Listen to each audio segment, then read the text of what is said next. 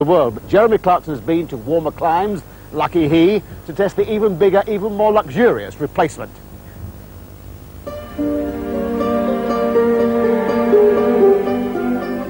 This is the man who put $1 million on black, and it came up black.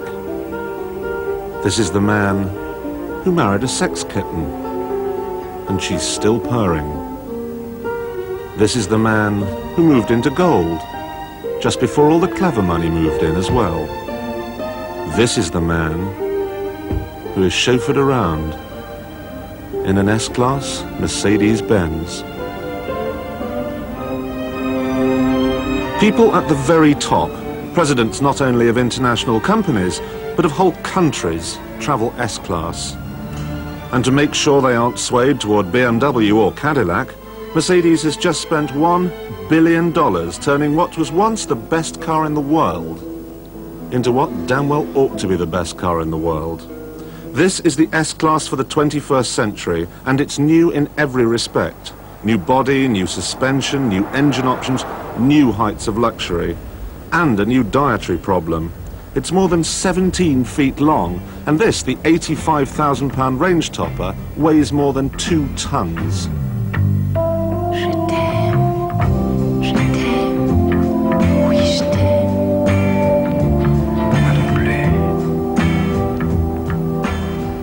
Mercedes are obviously expecting some kind of environmental backlash on this front. So they're talking at some length about how they hardly use any CFCs while making it, how they use water-based paint, how they've stopped using tropical wood, and how a large part of it is made out of recycled bits and bobs. Just think this whole car was once probably a Volkswagen Polo, or 3. But El Presidente is not going to buy it just because it's nice to the trees. He'll want to know what it's like back here, and he won't be disappointed. Even if he's a very large El Presidente, he's going to fit. It is vast.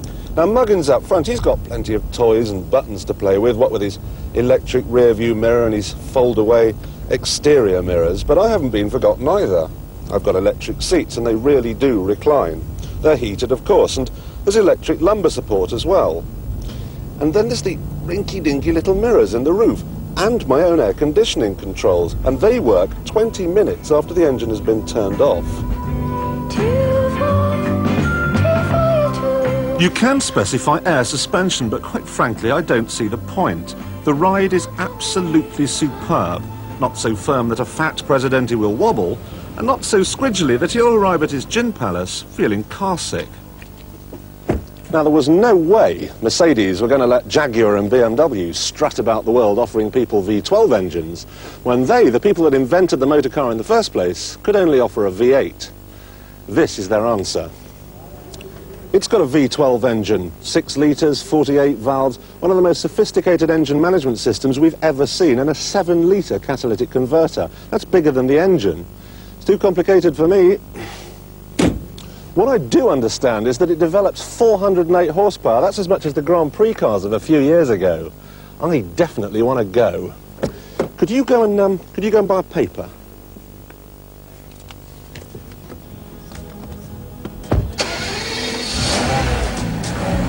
What a wicked game to play to make me feel this way. What a wicked thing to do. Let me dream of you. What a wicked thing to do. The last time Mercedes made a V12 engine, it was fitted in the front of a Messerschmitt fighter. They must be hoping to attract a rather different clientele this time around, and they will succeed. There's only one word to describe that box of tricks under the bonnet: thirsty. I mean, magnificent. It can propel this 2.2-ton monster from 0 to 60 in 6 seconds. Now, for the leaders of smaller countries like Canada, there are smaller engines, one with 6 cylinders and 2 superb V8s. There's also a standard-sized body designated SE. This, of course, is the long-wheelbase SEL. However, none is the aesthetic masterpiece you might have expected for $1 billion. But all of them, and this one in particular, justifies its price through sheer attention to detail. Engage reverse and 2 little aerials glide out of the rear wings, helping drivers to see the far-flung corners. That's quite clever, isn't it? And you should see this. Put my hand in the way, and it stops. And that's not the end of their repertoire. It's got double glazing. Now, is this a gimmick?